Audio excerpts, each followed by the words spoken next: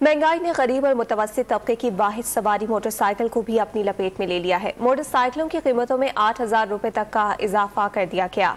पेशावर से रिपोर्ट करेंगे आरिफ हयात।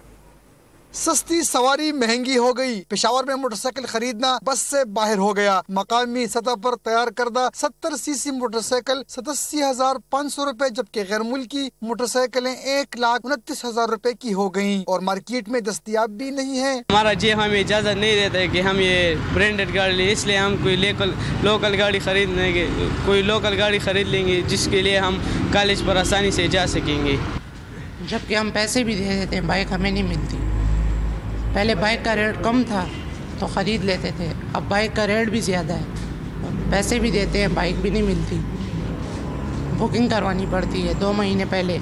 मजमूई तौर पर गुज़श्ता 2 माह में तमाम मोटरसाइकिलों की कीमतों में तकरीबन 8,000 रुपए इजाफा हुआ है। गैर मुल्की ब्रांड की 125 सीसी मोटरसाइकिल 1,94,000 रुपए तक जा पहुंची है। डीलर्स कहते हैं ज्यादातर शहरी पुरानी मोटरसाइकिलें खरीदते हैं।